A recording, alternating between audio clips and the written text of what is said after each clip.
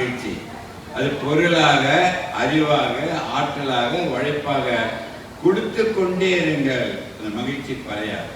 சரி, மகிழ்ச்சி என்று கொடுப்பதில் இருந்தால் அதை விட பல மடங்கு மகிழ்ச்சி எதுவா இருக்க முடியும் நினைக்கிறீங்க? சொல்லுங்க பார்க்கலாம். இப்ப பாருங்க, கொடுப்பதில் மகிழ்ச்சி, அதை விட பல மடங்கு மகிழ்ச்சி எதுவா இருக்க முடியும்? கரெக்டா சொன்னா நான் அவங்களுக்கு 1000 ரூபாய் கொடுக்குறேன்பா என் பையன் கொடுப்பதில் மகிழ்ச்சி என்றால் அதை விட பல மடங்கு மகிழ்ச்சி விட்டு கொடுப்பதில் தான் மகிழ்ச்சி என்று உணர வேண்டும். யாரும் கைத்தட்ட மாட்டேன், அது குருவா போயிட்டு கைத்தட்டத்தை மாட்டாங்க. எவன் ஒருவன் விட்டு கொடுக்கின்ற சக்தியை வைத்துக் கொள்கிறார்களோ, கிவிங் அண்ட் ஃபர்கிவிங், எந்த உறவையும் அழிக்க முடியாது, அகற்ற முடியாது. அதான் அடிக்கடி சொல்றேன், வேலைக்கு சாப்பிட வேண்டாம், வேண்டும் பொழுது மட்டும் சாப்பிடுங்க. தயவுசெய்து ஆயிலை குறைத்துக் கொண்டே இருந்தால் உங்கள் ஆயுள் கூடிக்கொண்டே போகும் என்று மாற்று கருத்தில்லை. அதான் அடிக்கடி சொல்லுகின்றேன், please avoid Hari, worry, curry to get worried என்று சொல்லுகின்றேன். நேற்று என்பது உணர்ந்த பானை, நாளை என்பது மனிதனில் இருக்கின்ற போனை, இன்று என்பதுதான் கையில் இருக்கின்ற வீணை ரசித்து வாழ கற்றுக்கொண்டு 3 முடிச்சு போடுவதன் கருத்து என்ன தெரியுமாங்க? முதல் 3 முடிச்சு என்பது தன்னை ஈண்டெடுத்த பெற்றோர்களையும் இயற்கையும் கடவுளுக்கும் நாம் இணைய வேண்டும். 2வது முடிச்சு இருவரும் இணைவது. 3வது முடிச்சு என்பது தன்னை சார்ந்திருக்கின்ற உறவினர்களையும் உலக மக்களையும் இணைத்துக் கொள்வது. அதை விட இந்த 3 முடிச்சு காரணம், அவர்கள் முக்காலம் அறிந்து வாழ வேண்டும். இறந்த காலம், நிகழ்காலம், வருங்காலம் என்று உணர்ந்து வாழ கற்றுக்கொண்டால் அவர்களை எந்த சக்தி அழிக்க முடியாது என்று சொல்லி 3 நிலையில் ஒவ்வொருவரும் வாழ வேண்டும். தான் சிந்திக்கின்ற சிந்தனை, சொல், செயல் 3ம் தன்னை காப்பாற்றிக் கொண்டு தன்னை சார்ந்திருக்கின்ற சமுதாயத்தை காக்கும் கருவியாக ஒவ்வொருவரும் மாற வேண்டும். இது சொல்லிக்கொண்டே போக முடியும். சுருக்கமாக சொல்லி விடைபெறுகின்றேன். வாழ்க்கை ஒரு கணக்கு. நான் சொல்றத கூடவே சொல்றீங்களா?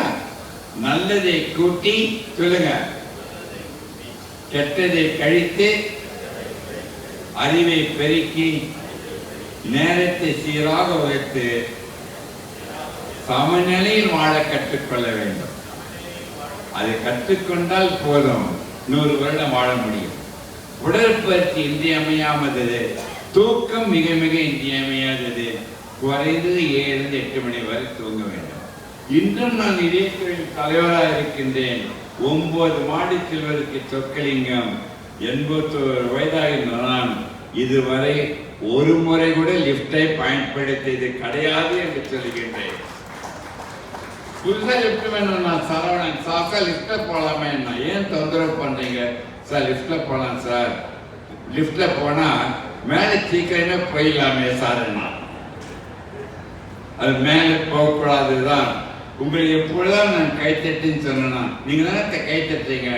கைத்தட்டுகிற ரகசியத்தை சொல்லுகின்றேன். உள்ளங்கையில் எல்லா உறுப்புகளும் பதிவாயிருக்கின்றன.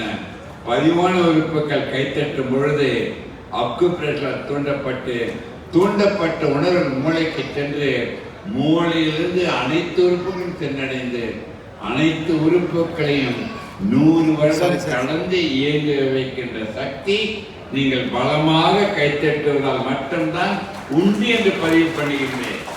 நான் ஒரு கேள்வி கேட்க வேண்டும். நீங்கள் கைத்தட்டி இது சொக்கலிங்கம் பேச்சிற்கா, உங்கள் உடல் நலத்திற்காகவா? 2க்கு 2 இங்கு இருப்பவர்கள் அனைவரும் உண்மையானவர்கள், அன்பானவர்கள் என்று மாற்று கருத்தில் என்று சொல்லி அனைவரும் ஒரு நிமிடம் எழுந்து நிற்க வேண்டும். அமர்வதிலிருந்து நிற்கும் பொழுது உங்களுக்கு உற்சாகம் வந்துவிடும். ஒன்றை திறந்தால்தான் மற்றொன்று அடைய முடியும் என்று சொல்லி நாம் அனைவரும் மணமக்களை கைத்தட்டி மகிழ்ச்சியுடன் வாழ்த்தி தெரிய வேண்டும். இந்த அழைப்பை ஏற்று அனைவரும் வந்திருக்கிறீர்கள். இந்த அழைப்பை ஏற்று இவ்வளவு பேர் வந்திருக்கீங்களே, அதுக்கு ஒரு முறை நீங்களே மகிழ்ச்சியுடன் கையை தட்டி கொள்ளுங்கள். சொக்கலிங்கம் பேச்சு பிடித்திருந்தால் கைத்தட்டுங்கள், இல்லாவிடில் உட்காருங்கள். ப்ளீஸ் உட்காருங்கள். இந்த அருமையான திருமண நிகழ்வில் என் உறவினர்கள் அனைவரையும் சந்திக்க அழைத்த உங்கள் அனைவருக்கு நன்றி கூறி, இவ்வளவு பேசுகின்ற திறன் அனைத்தையும் இயக்கிக் கொண்டிருப்பது என் மனைவி டாக்டர் செந்தாமரை, பேராசிரியர் முதல் மகள் எனக்கு உறுதுணையாக இருக்கின்றார். ஒரு அறிவுரை சொல்லுகின்ற நீங்கள் 2 பேர் இங்கே வைத்துக் கொண்டு திருமணமான பிறகு கணவன் மனைவியான இவர்கள் உடனே இவர்கள் காதலர்களாக மாறி உடனே இவர்கள் நண்பர்களும் ஆக்கிக் கொண்டால் அவர்கள் எந்த சக்தியும் அழிக்க முடியாது என்று கேட்டு விடை பெறுவதற்கு முன்பு அரங்கத்திலிருந்து ஒரு கேள்வி நீங்கள் என்னை கேட்க வேண்டும். ஒருவர் அரங்கத்திலிருந்து ஒருவர் மேடையிலிருந்து அத்துடன் கேள்வியை முடிக்கின்றேன். இந்த திருமணத்தை அருமையாக நடத்தி கொடுத்தவர் ரொம்ப ரசித்துக் கொண்டிருந்தேன். ஒரு கேள்வி சொற்களை கேட்க வேண்டும். என்னுடைய 60 வருடம் இதயத்தில் பேராசிரியர் இருந்ததால் தான் கேள்வி கேட்காமல் என்னிடம் போவதற்கு பிடிப்பதில்லை. ஏதாவது ஒரு கேள்வி அரங்கத்திலிருந்து சொல்லுங்க பார்க்கலாம். யாருமே கேள்வியில உங்களுக்குள்ள கேள்வி சொல்ல, என்னை கேட்க வேண்டும் என்று சொல்லுகின்றேன். யாராவது கேள்வி கேட்கலாம்? என்ன கேள்வி? நீங்க யோசிக்கிறதுக்குள்ள அரங்கத்தில் இருக்கிறத கேட்க சொல்றேன். கடைசியான கேள்வி, மணமகன் மணமகள் இருவரும் என்னை ஒரு கேள்வி கேட்க வேண்டும். சொக்கலிங்கம் இப்படி சொன்னீங்கன்னா கேள்வி ஞானம் ஒன்றுதான் உங்களை அறிவுடையன் ஆக்கிக் கொள்ளும். கேட்டதை கேட்டுக்கொண்டே இருந்தால் மூளை மங்கிவிடும். எதுவாக இருந்தாலும் சரி ஒரு கேள்வி. சொல்லுங்க. மைக் அங்க இருக்குமா? இருக்காது. நீங்க அப்படியே கேட்கலாம். நீங்க உங்க பேரை சொல்லிட்டு சொல்லுங்க. அறிவு சிறந்ததா படிப்பு சிறந்ததா? Very good. அருமையான கேள்வி. உங்க பேர் என்னங்க? அழகப்பன். இவருக்கு ஒரு பெரிய கைத்தட்டல். அறிவு சிறந்ததா படிப்பு சிறந்ததா? நீங்கள் படிக்கின்ற படிப்பை வைத்து உங்கள் அறிவை மேன்மைப்படுத்திக் கொள்ள வேண்டும். அறிவு என்பது நான் வைத்திருக்கின்ற 20 டிகிரிகள் அறிவல்ல. கடைசியில் அறிவு என்பது தன்னை அறிவதுதான் அறிவு என்று உணர வேண்டும். தமிழர்களுடைய பெரிய குணம் சொக்கலிங்கத்துக்கும் சேர்த்து இதுவரை 840 கோடி ஜனத்தொகையில் ஒருவரையும் என்னை விட உயர்ந்து நினைத்ததில்லை. உடனே ஆணவம் திமிர் அகங்காரம் நினைக்காதீர்கள். இதே சொக்கலிங்கம் உலகத்தில் வாழ்கின்ற ஒருவரையும் என்னை விட தாழ்ந்தவன் இல்லை என்று வாழ்வதுதான் நம் சமுதாயத்தின் உள்நோக்கம், கருத்தும். அனைவரும் சமம் என்று வாழப்பட்டுக் கொள்ள வேண்டும். அருமையான கேள்விக்கு நன்றி. வேற எந்த செய்வது கேள்வி கேட்கணுமா? நீங்க தான் கேள்வி கேட்கணும் ஐயா. ஒன்று நீங்க அவர் கேட்கணுமா? வாங்க. கேள்வி கேட்பது நீங்கள் கொஞ்சம் கூட கஷ்டப்படக்கூடாது. கேள்வி கேட்கறியாமா? சொல்லுங்க. ஒன்னே ஒன்று சொல்லுமா.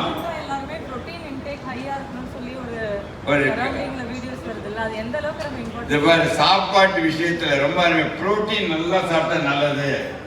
ஒன்றை சாப்பிட்டு மற்றொன்றை இழந்து விட்டால் உங்களுக்கு கெடுதல்.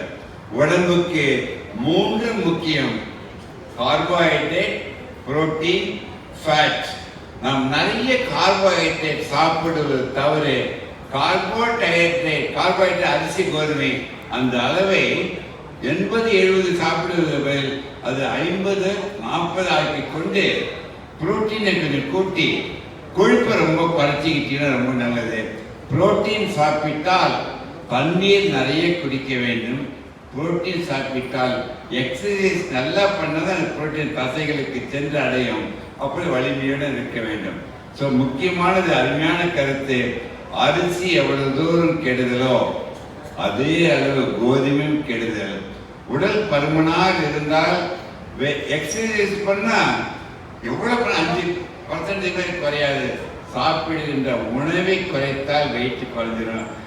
என் சகோதரிக்கு ஒரு பெரிய கைத்தட்டல் இந்த கேள்வி. நீங்களே கேட்கணுமாமா? வாங்க வாங்க வாங்க. இங்க கேளுங்க.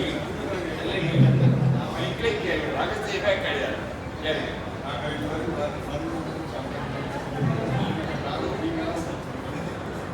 நான் மருந்து சாப்பிடாமல் இருப்பதற்கு காரணம் யார்? மிக முக்கியம். இதற்கு சொக்கலின் முதல் பொறுப்பை நான் ஏற்றுக்கொள்கிறேன். இந்த 3 மந்திரங்களை கடைபிடித்துக் கொண்டிருக்கின்றேன். என்னுடைய 15 வயதில் இருந்து 26 வயதில் திருமணமாயினேன். திருமணமான பிறகு மனைவியும் சேர்ந்து சப்போர்ட் பண்றாங்க. இவர் அனைவரும் சேர்ந்து அதை விட மருந்து இல்லாமல் சாப்பிடுவதற்கு ஒரே ஒரு காரணம், என் நோயாளிகள் அனைவரும் கற்பித்தார்கள். நான் இதை கடைபிடிக்கவில்லை என்றால் சொக்கலிகள் நோயாளி ஆகிவிடுவேன் என்ற கருத்தில் நோயாளிகளும் கடைபிடித்தேன். நான் அனைவரிடம் வேண்டிக் கொள்வது, சொக்கலிங்கத்திடம் சொக்கலிங்கம் மாற்றிக்கொள்ளக்கூடாது என்ற ஒரே கருத்துடன் தான் வாழ்க்கை நடத்துகின்றேன். அருமையான கேள்வி. ஐயாவுக்கு பெரிய கைத்தட்டல். கடைசியாக மணமகள் மருமகனுடன் கேள்வியை முடிக்கின்றேன். ஆமா,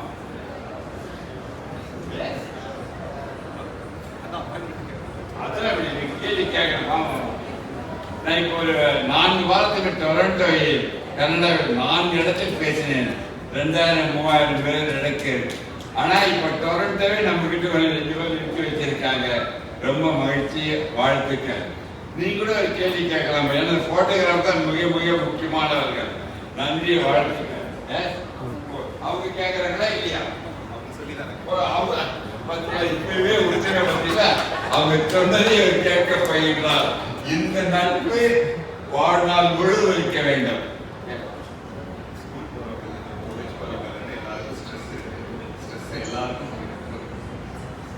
பெரிய கைத்தட்டல். யாரும் இது வரைக்கும் என்னுடைய 80 வருட அனுபவத்தில் இந்த மாதிரி கேள்வி கேட்டதில்லை. அதுவும் மனமனே வந்து கேட்பதற்கு ரொம்ப மகிழ்ச்சி. இதை பாருங்க, ஸ்ட்ரெஸ் இல்லாமல் இருக்க முடியாது. ஸ்ட்ரெஸ் ஒன்று இல்லை என்றால் சொக்கலிங்க 20 பட்டங்கள் வாங்கியிருக்க முடியாது, 60 வருடம் உழைத்திருக்க முடியாது.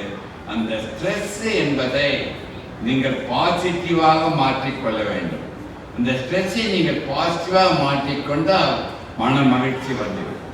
ஸோ ஸ்ட்ரெஸ் என்பது பாசிட்டிவ் என்றால் நீங்கள் செய்வதிலிருந்து அனைத்திலும் மகிழ்ச்சி அடைந்தால் அது பாசிட்டிவ் ஸ்ட்ரெஸ். அப்பொழுது என்டார்பின் சுரக்கும். அதுவே நீ நெகட்டிவ் ஸ்ட்ரெஸ்ஸாக மாறும் பொழுது அட்ரினல் சுரந்து உங்களை கொண்டு விடும்.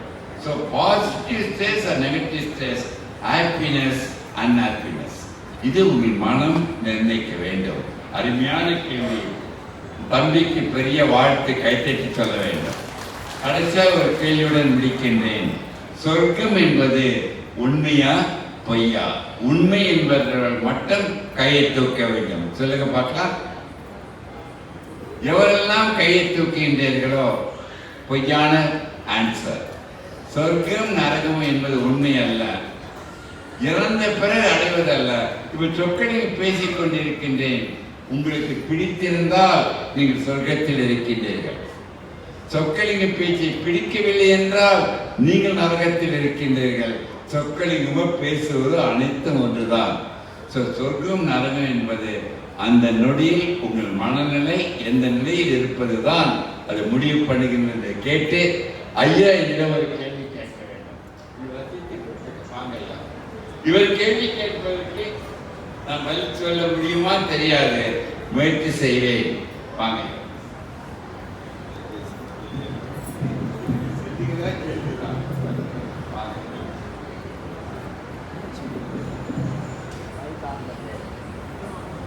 மனம் மகிழ்ச்சியோட வாழ்வதற்கு வழி அப்படின்னு தெரியாது. ஆனா மனத்தை கட்டுக்குள் வைக்க முடியுமா? பெரிய கைத்தட்டல் சகோதரருக்கு.